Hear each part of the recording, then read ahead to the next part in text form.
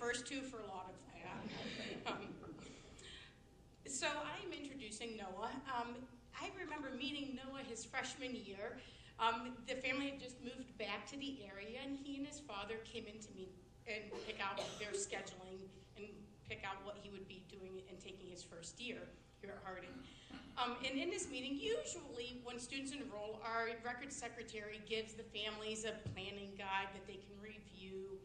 Most of you have seen our course guide. I don't know anyone who reads it cover to cover because it's not exactly the thrill of the universe. But Noah came in and he had some ideas. And he was ready to go and planned out. And it was at that moment I'm like, oh, this kid's going to be fun. As most are, but it was very few kids actually read the book all the way through. And through the last 4 years, there's been this perpetual dichotomy that I've learned is truly Noah, of this fighting between his being super creative and having a plan for everything. Because there is no one who needs details and planning quite like Noah needs. He needs to know what that next step is going to be, but yet he wants to be creative. And so it's this constant tear and effort and trying to find some balance in that. And it's been really beautiful getting to see that develop over the last 4 years. It wasn't so cool maybe at the beginning of his junior year, but he's really excelling at it now.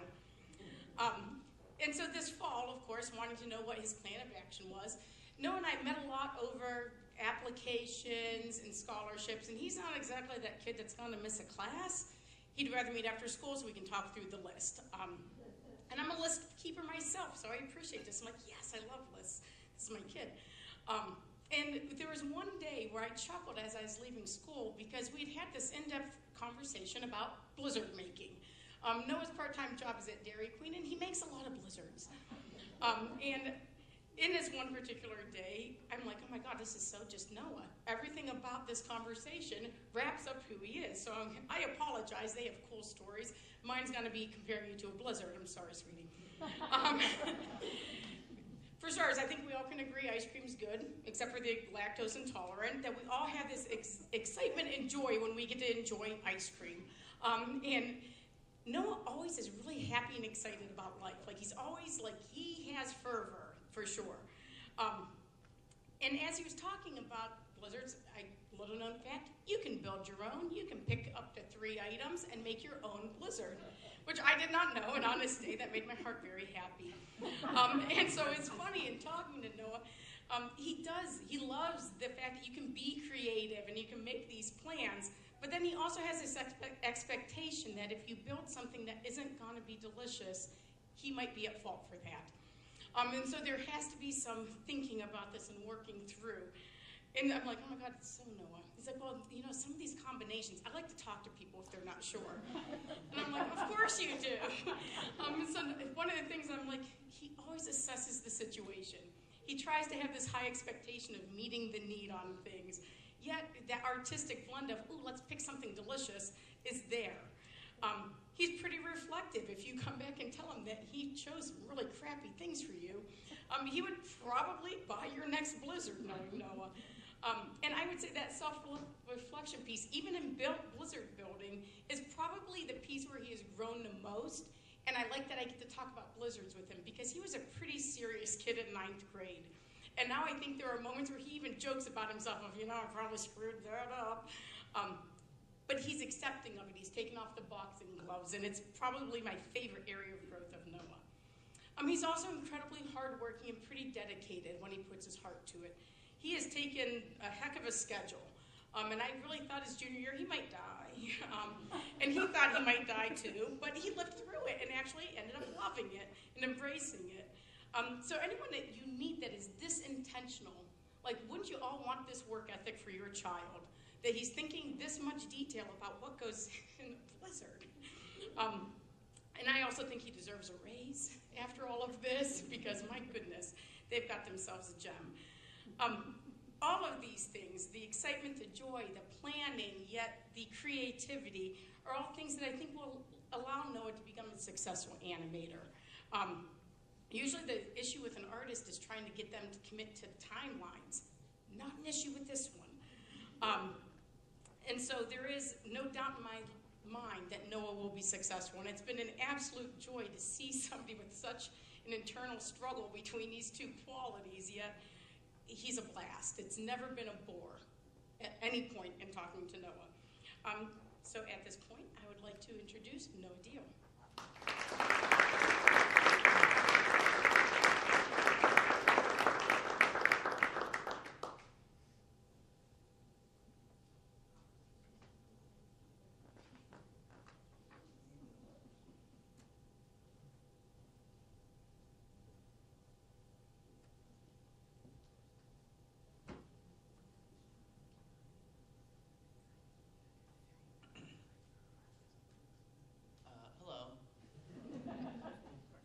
First off, I'd like to start by saying thank you to my parents, my family, my friends, the staff, the school, my principals, my coaches, my teachers. Well, I already said that. So, you've all just been great people to me. I started off high school kind of really shy, insecure, weird, not sure what I'm going to do. And I definitely think I've grown up a lot from being afraid of everyone and everything into feeling a little more sure of myself and knowing what I want to do and where I want to go. So, just one more time, thank you to everyone, whether we've had good experiences, bad experiences, or no experiences at all. I think that we have definitely shaped me into a person I am proud of being now, and I hope that I can impact the world with everyone else in a positive way. Thank you.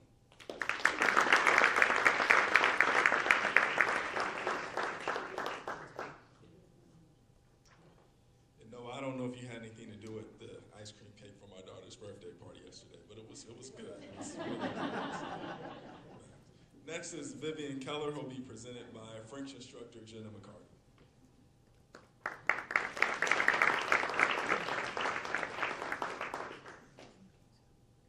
All right, good afternoon, everyone.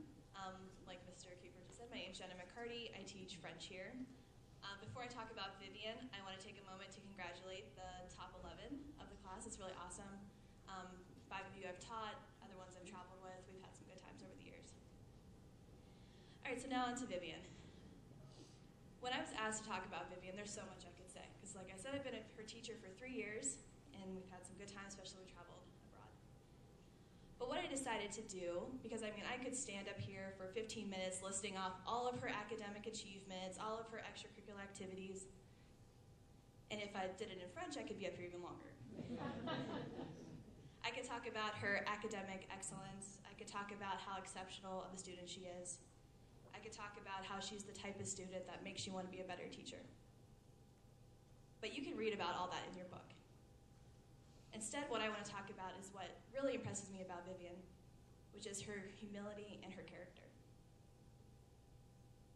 Now, I've always equated the top 10 to like being like a lion's nest fighting over, or lion's den, fighting over a piece of meat. But this isn't this class. You guys are really awesome for a top 11, which is really good, because you guys are all you get along, you don't really fight over the top spot. Vivian is not boastful. She doesn't brag about her grades. She doesn't brag about the fact that she's in the top 3, if not the top 1 in her class. She's worked hard for everything she's done, as of all the other students in here. The other day, one of my favorite stories about Vivian, I asked her what ranking she was, because I didn't know, because they don't really tell us that anymore. They just say, hey, this is the top 11. And she just kind of looked at me and she shrugged her shoulders. She's like, I guess number 1. And that doesn't tell you who Vivian is, because she doesn't really care about these things. If she is number 1, it's not because she wanted to be number 1, it's just what happened. She doesn't really think about those things. I mean, obviously she worked hard, she's dedicated to her studies. But I feel like who she is as a person, she cares more about the people around her than she does having that number 1 ranking. If I could give you any advice, and that goes for the top 10 of you, the other 10 of you, it would be this. Study what you love when you go to college. Find a job that you enjoy, because you're not going to enjoy it every day, but some days you will. And if you love it and love what you do, the bad days won't seem as bad. Travel the world, go somewhere, go do something else. Find someone to inspire in someone's life that you can change, because it'll make the harder days better for you. And my last one would be to always be humble and be grateful for everything you have, which isn't going to be a problem for Vivian. With that, I present to you Vivian Keller.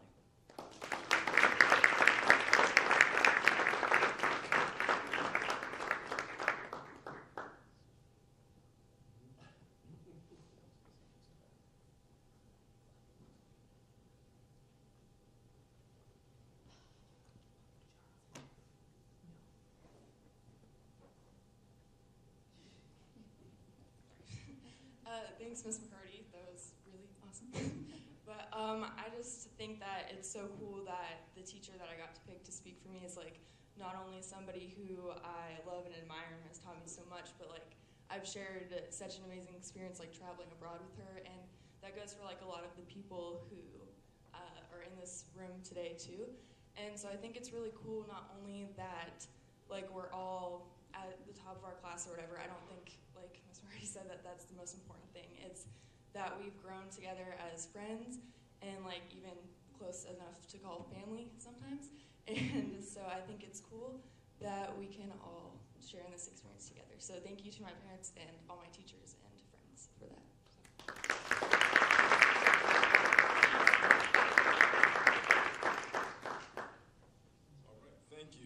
Next, we have David Klazowski, who will be presented by band instructor, Mr. Reed Young.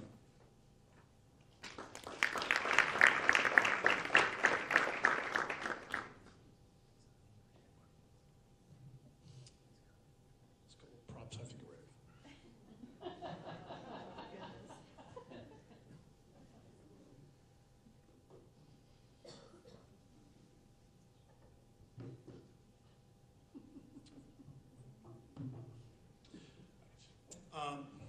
First off, as those of you who have attended any of our concerts or booster meetings, I have a tendency to ramble on, so I actually wrote things out here today to try to keep me under time. But before I do that, it's encouraging for me to see so many of the students out of the 11 that are being recognized here today that are involved in one way or another with the arts. It's a fantastic thing for all of our students to be involved in any way that they're able to. I think it's even more fitting to have Mr. Johnson speak and talk about how it influenced him professionally as a career, but hopefully as you leave here, whatever you do in life and whatever you take with you, hopefully you can look back on your time in an arts class or time in the choir class or with us during band as well, and you're able to take some of those things that you've learned and you've shared with your classmates and apply those to other aspects of your life and your education as you go forth. And so today, thank you for, I'm honored to be here to introduce David Klazowski as the recipient of the honors designation for class of 18. David is a 4-year member of the band program, performing with our freshman band, symphonic band, jazz ensemble 2, jazz ensemble 1. This past season, David was a featured soloist with the marching band, and David is a student as well in my music theory class. What's special about our program is that we have the opportunity to spend 4 years with our students, and we see them coming in as freshmen. We get to spend time with them as they continue through, all the way through their senior year. David is someone who has shown tremendous progress in whatever task is set before him. Oftentimes, he has struggled with key concepts related to performing on the instrument of his choice. But over time, David has always shown his dedication to practicing, and hard work has allowed him to become successful. Just recently, David was featured as a soloist with our jazz ensemble at the Packard Jazz Festival, and a former teacher of David's was in attendance. Immediately after the concert, I had a chance to speak with Mr. Rollo, and the very first thing that he said to me was wow, how impressed he was on David's performance and how much better he's gotten in the 2 years that he's had a chance to hear him. David has shown that his focus and commitment to his studies has reached far beyond the walls of the band room, as is evident in his summa cum laude recognition. He has been able to successfully maintain the balance of his homework, his practice routine, his 2 private lesson studies, all while maintaining a wonderful relationship with his friends. Day-Day, as he is often referred to, is always able to bring smiles to his friends' faces with storytelling or just overall being goofy. Recently on a bus trip back from North Royalton, there was some commotion on the bus and some laughing and chuckling going on, and sure enough, David always seems to be in the middle of whatever enjoyment, whatever type of fun the students are having. Next year, David is planning to attend the Dana School of Music at Youngstown State University as a jazz studies major in my alma mater. David will be following in the path of many great jazz musicians from Warren, including Dan Cariotti, Rich Rollo, Jim Metzendorf, Darrell White, and Sean Jones. Selfishly, I'm excited that David has chosen YSU to further his studies, as I'll have an opportunity, as we all will, to hear him and watch him perform with bands over the next couple of years as he continues to grow as a performer. Now, I am a bit concerned, though, for David. As we all know, breakfast is the most important meal of the day. And David is certainly aware of that, as he often decides to eat his breakfast straight through my first period music theory class. It is obvious that David's favorite breakfast item from the cafeteria are those little peanut butter and jelly graham cracker sandwiches, right? As he seems to have one with him just about every single day, even on the days they're not serving them. So David, I decided to do some checking, and unfortunately YSU does not serve those for breakfast. So next year, there is a fresh supply of graham crackers, peanut butter and jelly, for you to take with you as you start your time at YSU.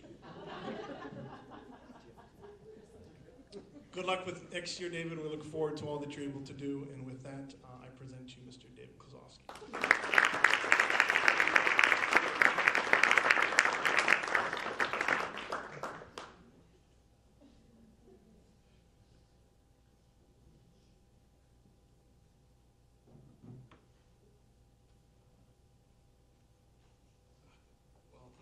Thank you for Mr. Young.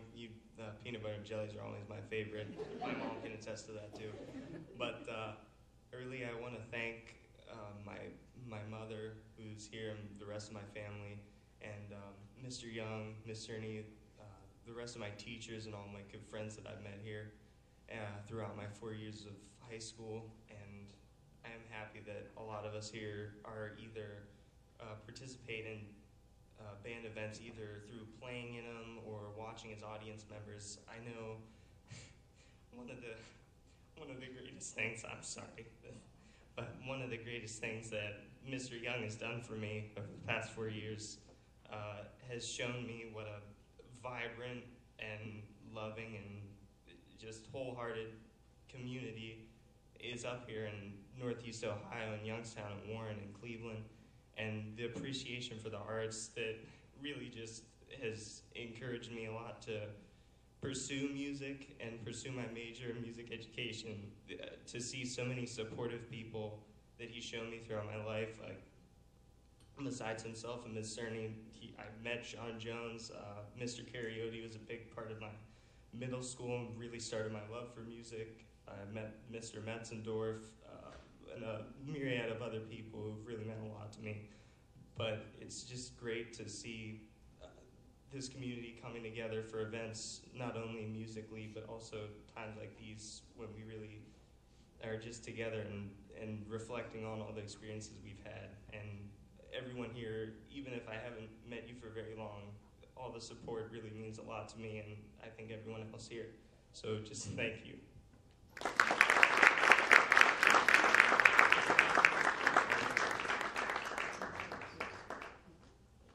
Thank you, David. We'll back these things back up for you. Yeah. This time, Mr. Fred Whitaker, who's our broadcasting and English instructor, will present Erica Cinch.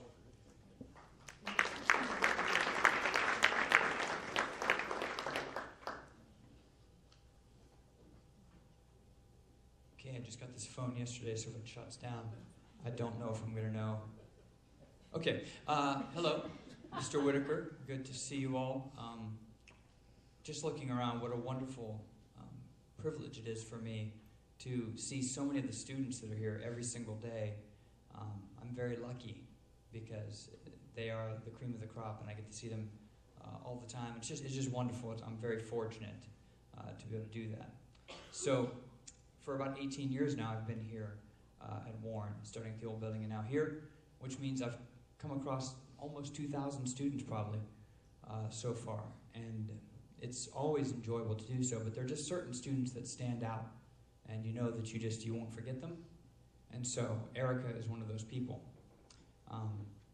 Several years ago, her brother Noah had graduated, and I was at a graduation party in their house. I think it was in their backyard, if I remember correctly. Is that correct? I'm not sure. It was no. Either way, I got to meet Erica. I got to meet Erica at that point. I don't remember exactly where the heck it was. Wow. Where am I? Anyway, I got to meet her then, and I was very excited to see what was going to happen in the future. And here we are now, so many years later. The first presentation that Erica did in my class was for Angela's Ashes. It was a summer reading because we give them that kind of thing to do because we like to torture them over the summer a little bit. And so she did this thing that was very heavily based in religion. And I was quickly noted how astute she was and how well-read she was. And I came to find that it wasn't just religion. It was everything. Erica is very well-rounded. She seems to be able to do whatever you put in front of her with general ease and grace and intelligence, and that's very impressive. In a day where we say we can't count on kids, Erica has had this same frickin' koala bear on top of her pencil for what, like 5 years now? How long has it been? It's been a long 7 years? This thing has been through war. I mean, it looks like it has been stepped on and chewed up. It is beat. I mean, it's been through some academic battles with her. And it's just amazing she can hold on to something that long where I like leave my keys. In fact, I don't know where they are right now. So it's really impressive to me. One of her most shining attributes, though, I think, is that even though she is very reserved, and a lot of people would think so, when she decides to do something that's kind of unique and creative and off the wall, she goes all the way for it. And you can tell that she's got that rare mix of like creativity and intellectuality. She can be reserved, she can be outgoing if she needs to be. And even though if you need someone to play music, if you need someone to be an expert clarinetist, is that right? This is the person. I didn't know if that's how you said clarinetist. I think that's right.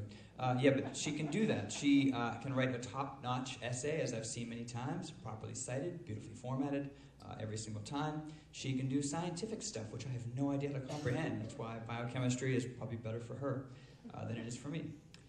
And last but not least, every time Erica's like on a video project and she's on the screen, she was a terrifying O'Brien from 1984. And just the kids love watching her because they love her so much. She's so well respected by all of her peers in this room, and I think that says more than I could ever say, about her. One last thing I'd like to say is that, I don't know, maybe 2 months ago, she'd come and she had an extra banana, and she offered me this banana. She said, "Would you like a banana?" And I said, Erica, I eat a banana every day on the way to school. I don't really want another banana. And so she just kind of left it on my desk, and I'm like, what the heck am I going to do with this banana?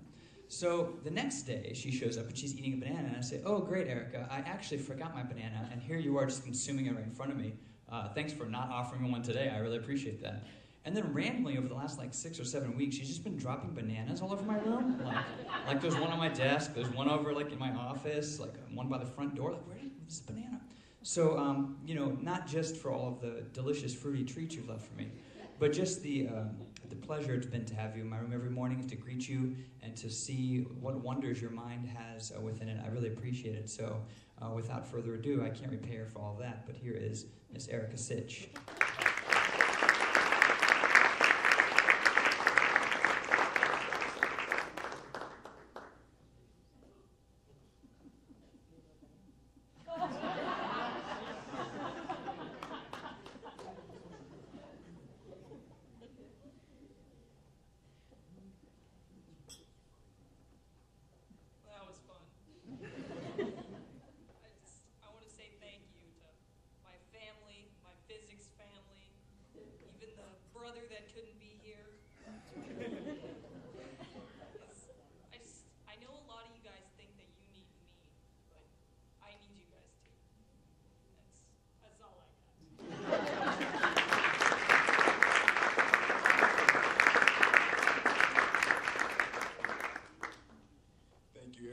And rounding out our summa cum laude graduates is Alexander Toth, who will be presented by Amy Bird, our science and math instructor.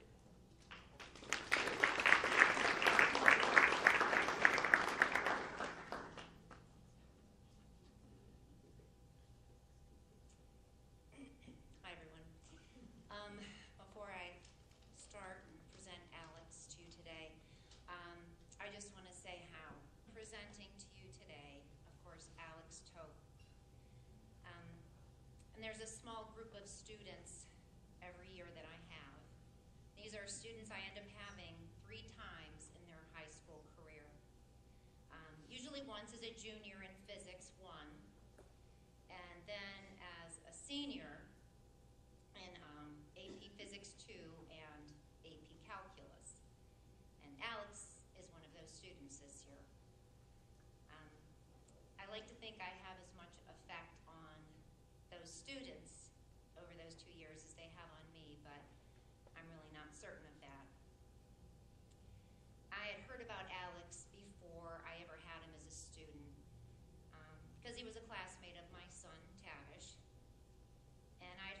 he was a year younger than everyone else, having advanced somewhere back in elementary school when it was apparent of all the academic gifts he possessed. Certainly, if I hadn't have heard that beforehand, I never would have guessed that he was younger than everyone else, because he's got a very calm manner, a very mature manner. It emanates from him with every conversation and makes him seem much older than his 17 years, not to mention his facial hair. And Alex didn't disappoint. He was one of my top students in AP Physics 1 last year, continues to be one of my top students this year, both AP Calc and AP Physics 2. And this might take the casual observer by surprise if they were to just enter my room and take a quick glance around, because Alex could sometimes be found taking the occasional nap. He never really means to, just kind of closes his eyes and dozes off, and sometimes he's still sitting up in his chair. He often seems genuinely surprised when I wake him up. He was actually sleeping. Just kind of, he just jumps right back into things and doesn't miss a beat. Just as if somehow everything we were doing in class has just seeped into his subconscious. I think this will be a talent that serves him well in college. Alan's also is a distance runner. He has a job outside of school. He took 5 AP classes in his senior year. He has family responsibilities. No wonder he needs the occasional nap, right? In spite of this, he's never complained. And that's what Alex is like. He's just not a complainer. He's quiet, dedicated, hardworking. He's not a whiner. He's not someone who offers excuses as to why something is or isn't done. He either does it or he doesn't. And he takes full responsibility for it. I'd like to think that Alex learned a lot of math and physics this year. He may have. Or he may have just learned some bigger, more important lessons to prepare him in life. I know that one he learned was resilience. I saw it every day. I see it. Students come in struggling with the overwhelming amount of difficult material to which they're subjected to daily.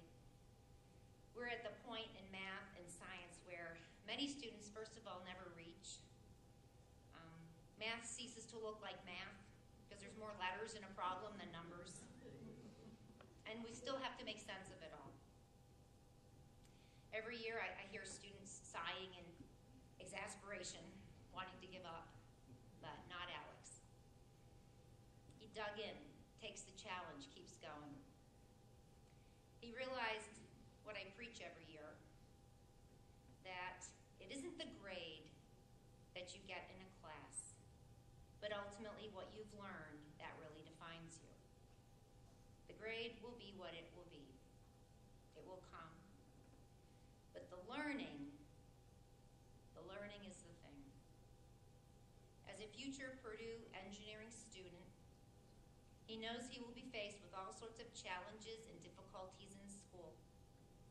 But he has what it takes to handle them. He has the courage to believe in himself, to be successful, to not overreact when things don't go his way, because he knows enough that in time they will. So it has been my honor not only to present Alex to you today, but to have had him as my student these past 2 years. He is one that I will remember for many years to come. Alex Toad.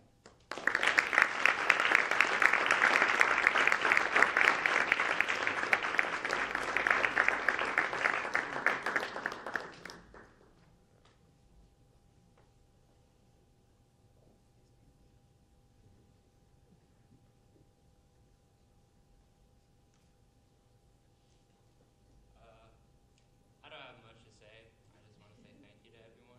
And also, I do sometimes have an occasional nap.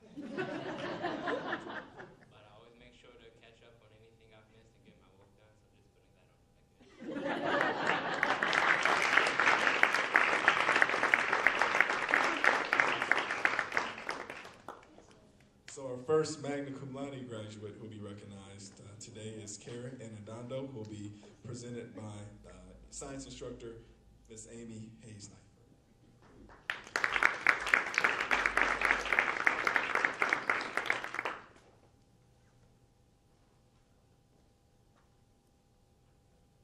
Hello.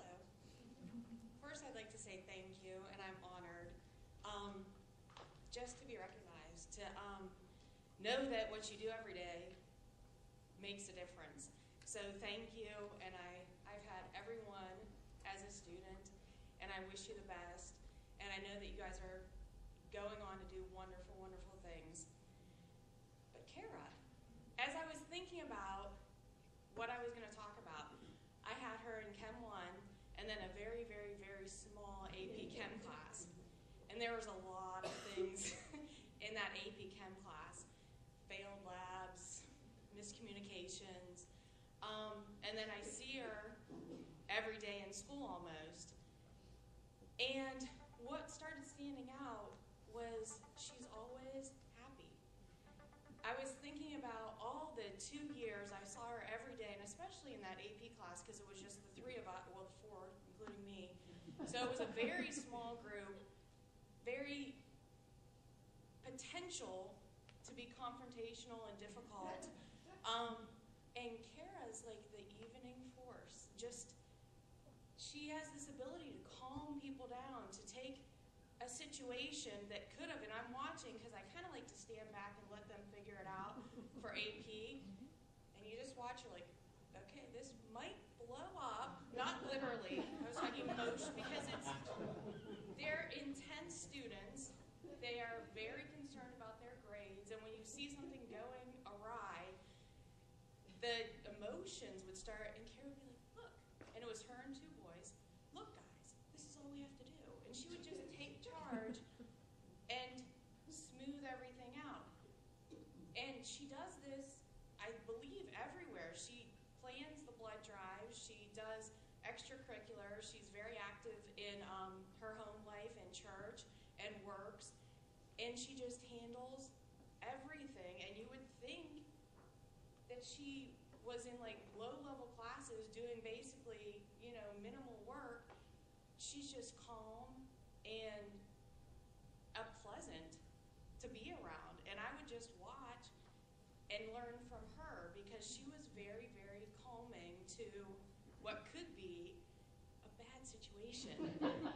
Because it was a few times it got a little intense with spills and things that just were done not correctly, and instead of freaking out, it was just a calming, nice, steady force, and it ended up being a wonderful year, and I hope that they learned a whole lot that they can transfer. Another thing I thought of is the technology. Someone mentioned earlier how people are so involved in their technology. I don't think I've ever seen Kara with her face in her phone, or walking down the hall with earbuds. When you're trying to talk, you're like, hi, and they're like, no one, like, you're invisible. Not to Kara. Kara sees and hears, and she's present in the moment. And if we can all be more present in the moment, if you can just take that and transfer it, you're going to be fine. There's going to be bumps in the road. There's going to be, where you're watching someone do the wrong thing in lab, and you just handle it. She has learned that already, and I think I've learned from watching you, because I can tend to be like, no. And I'm like, and they just learned through it. They learned and redid, and I sat back and watched, because it was such a small group. It was really nice, because I didn't have to worry about 10 different things at the same time. And she's just a calming force. So with that, I introduce Kara Anadondo.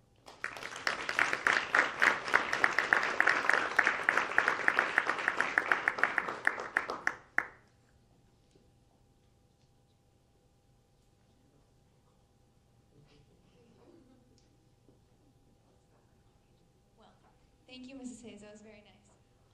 That AP Chem class I was very nervous to take it, and I battled back and forth whether I was going to take it.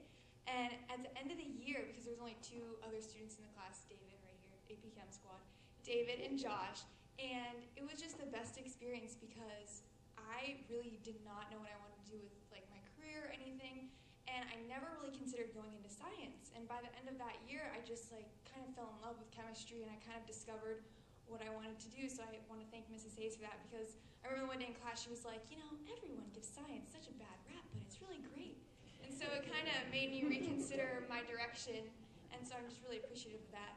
And also I just want to thank all the students that are here, because a lot of the classes that came before us, I think they fought a little bit about, you know, who was going to be valedictorian or who was going to be what rank. And I just feel like our class really supported one another and watched out for one another and loved one another. And these 11 students are some of my best friends, and the experience I've had at Harding has just been amazing, and all the faculty and staff and teachers have just been absolutely amazing. And so thank you all for everything you've done to contribute to my education and help me grow into the person I am today. So thank you.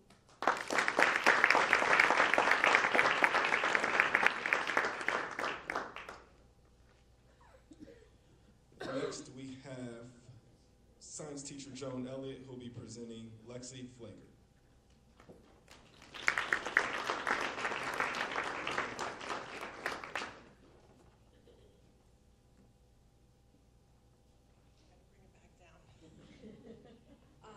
I'm kind of unique in the fact that as I look out across the room, I've really had an honor and a pleasure to see every one of these kids.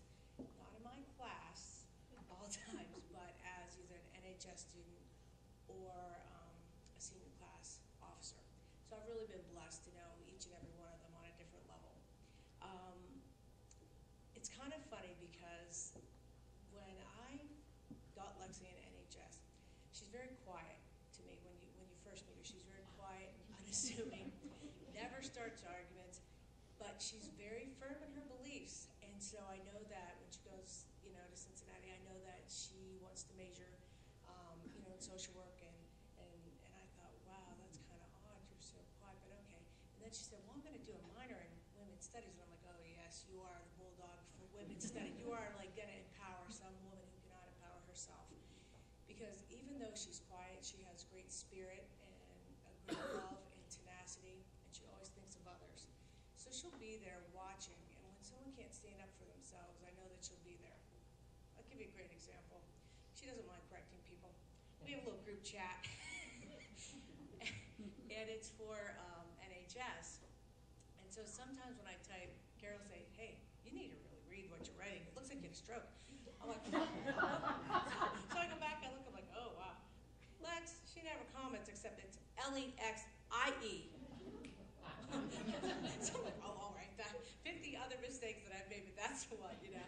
It's so funny. I've loved working with them, and I know that she's going to do great things at Cincinnati. She'll be involved, and she's going to be, you know, just a leader there just as much as she was a leader here. And I thank you for letting me have you for these years at Warren G. Harding, and I look forward to you coming back and telling me what great things you're doing. So with that, I give you Miss Lexi Flager.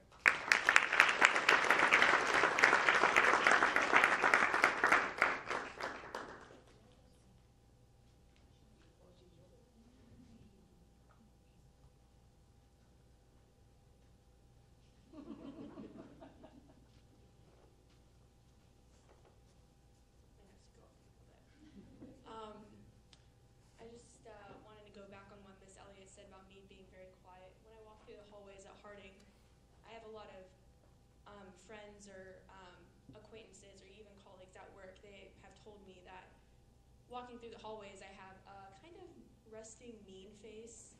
I'm not going to say the actual words, that's not appropriate, but and I'm like, well, man, maybe I should try it and fix that. But my problem is, it's just not who I am. Like, I always stick to what I'm used to and what I like and what I'm comfortable with. So when people actually get to know me, they're like, yep, I thought you were like the rudest person in the world, but you're actually like pretty nice. And even though you're opinionated and it's not always the best thing for you, you don't care because that's just who you are. And I just wanted to say that whenever someone asks me about, you know, how do I feel to be a senior or where am I going to college, I always say, like that's how I feel about being a senior because it's bittersweet. And when I think about going to college, I'm really excited about traveling, but I never tell people that I want to stay at home, and I want to spend time more with family. Okay, sorry. I never cry in front of people, so I'm not going to do it today. But, and I never really expected to feel the things I have felt at Harding, and I think that even though only a select amount of students get to come to this honors luncheon, every student at Harding deserves to be here, no matter what kind of grades they have or what kind of family they come from. And I just wanted to say thank you for all my teachers and my family.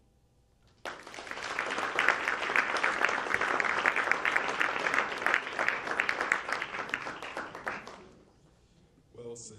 And we have 2 cum laude graduates, the first being Celeste Harris, who will be presented by science instructor at Lincoln Pre-K through 8, Mr. Andy Keller.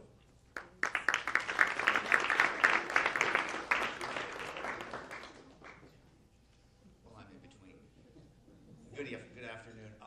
When I had Celeste, though, I had taken a short sabbatical from being the science teacher for 2 years, and I decided to throw my hat into the language arts ring for 2 years. But as you can see, I'm back doing science again. So, not that I didn't enjoy the language arts, but, I wanted to see what it was like, and I enjoyed it, but I liked science a little bit more. But not as much to ever find the love of chemistry that you had. I mean, my father taught chemistry for 33 years at Howland High School, and not myself nor my 7 siblings ever found a love for chemistry from that. Anyways, I would just like to start off by saying Danielle Miller and I feel like we're at a big disadvantage to all the rest of the teachers here because you're all high school teachers and we're the middle school teachers, and nobody ever remembers the middle school teachers. Everyone always remembers the high school teachers. They always remember the elementary teachers, the kindergarten, the first grade. But no one really wants to remember the 7th and 8th grade teachers.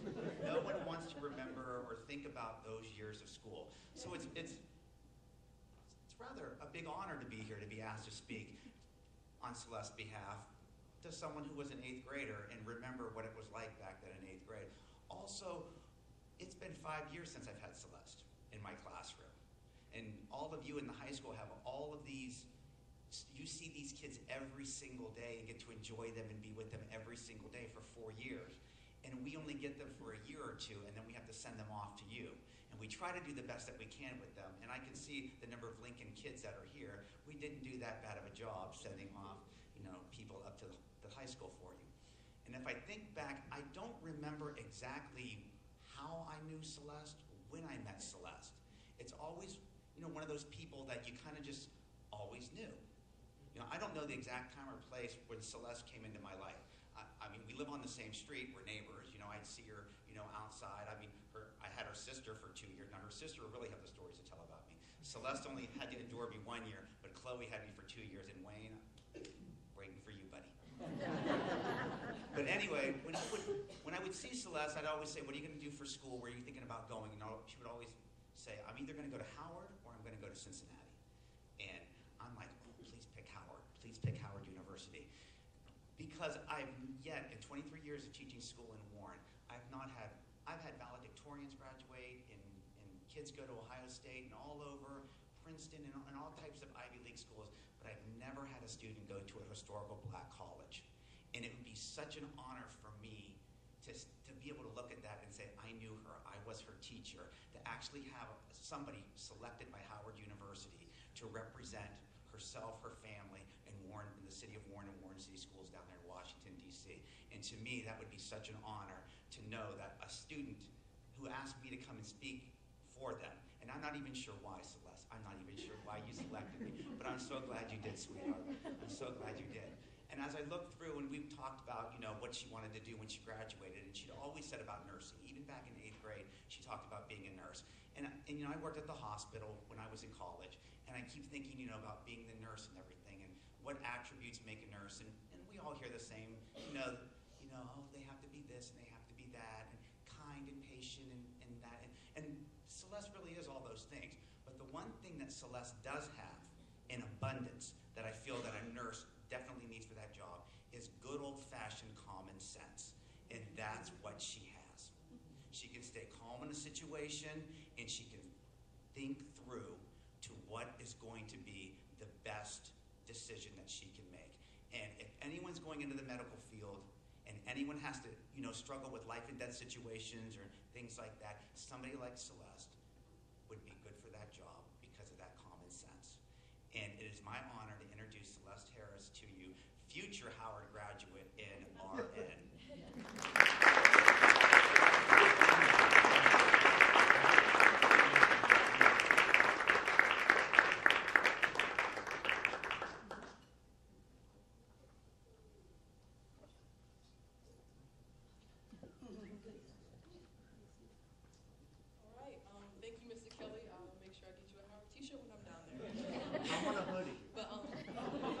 Sweatpants, the whole thing.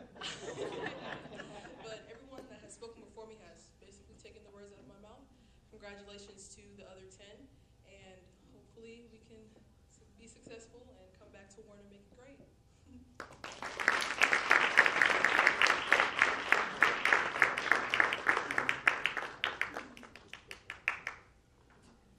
And rounding out our honor graduates this afternoon is Ms. Aubriana Moore, who will be presented by her science teacher at Jefferson, Ms. Danielle Miller.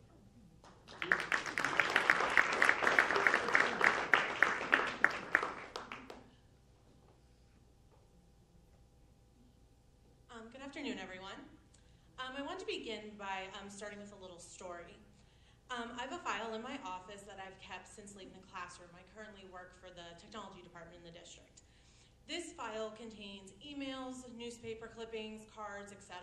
of all the accomplishments of my former students. Recently, before I even knew I was going to be here today, I went through that folder and found an email. It was sent to me on February 12, 2014 by a colleague of mine, and it reads, Aubriana wanted to let you know she did great on her ACT Explore science test earlier this year. She scored in the 90th percentile in the whole entire United States and 99% of McGuffey. In all the years I've been giving the ACT Explore, there was only one student I remember scoring that high in science. She said she did well because you were her science teacher last year. Well, Aubriana, as humbled as I am that you thought I had something to do with that score, I didn't. Aubriana, you were given a gift of an inquisitive mind, a gift of determination, and a gift of perseverance. You do not allow anything to get in your way of accomplishing your goals. The list can go on and on about all the attributes that make you amazing. But as a teacher, the most important gifts you have are your kind heart and your gentle spirit. I fondly remember your willingness to help your classmates and how you would take the time to patiently explain complex topics to them when they were struggling to understand. But most importantly, never once did you utter an unkind word. There is going to be no limit to your success, Aubriana. You will conquer every goal you set for yourself with grace and with elegance. I am so very proud of you and wish nothing but the very best for your future. I present to you Aubriana Moore.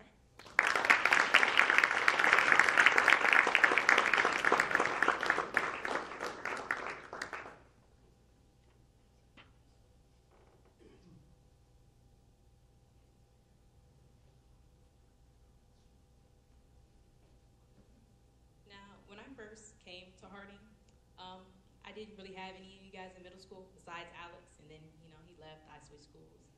But I'm so lucky to meet all of you guys.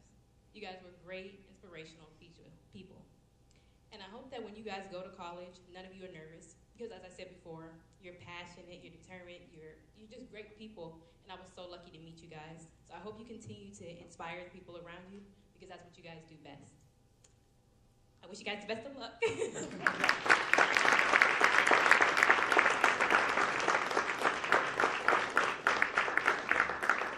How about a hand for all of our honor graduates this afternoon? And to all of our teachers, definitely one of the great things about this event is just seeing the, like I like to say, just the evidence of the magic that happens in the classroom every day, and the things that happen in the halls, in Harding High School. And as was alluded to earlier, yeah, we probably could do this for every student and have this type of interaction from, a student who may be in the top 11 and even from kids who may be not in the top 11, maybe even the bottom. There's still that magic in relationships, and even as my days as an assistant principal, I can even remember even sometimes writing suspensions. There was still that great relationship and that magic that happens even with some students who may be the most challenging among us. However, it's those relationships that make schooling special. And for that, to all the parents, to the families, thank you. Sincerely, thank you for entrusting us with your students. Again, that was mentioned earlier. We certainly appreciate that. We know that there are options, there are choices in schooling today, and we certainly appreciate you entrusting your young people to us. So on another note, thank you to Mrs. Sireney, Mr. Young for securing our musicians for today, and for the students who did a phenomenal job. And then also to ABI Food Systems for providing the meal today. When this event started, I don't know, 5 years ago, this is our 5th one. We literally had cold cuts on a tray, and we had some chips and some cookies, and I don't even think we had coffee. We probably had some lemonade or something. But their support, they found out about the event and wanted to support it, and really added a sense of class, a deserving sense of class and distinction to it. So again, thank you for giving up your time on this Sunday to come and celebrate these young folks, even though the Cavs are playing. And again, this was Won. When they won. Okay, great. They won. So we get to see them next week sometime. So it's not over. So, but thank you. Have a great rest of the day.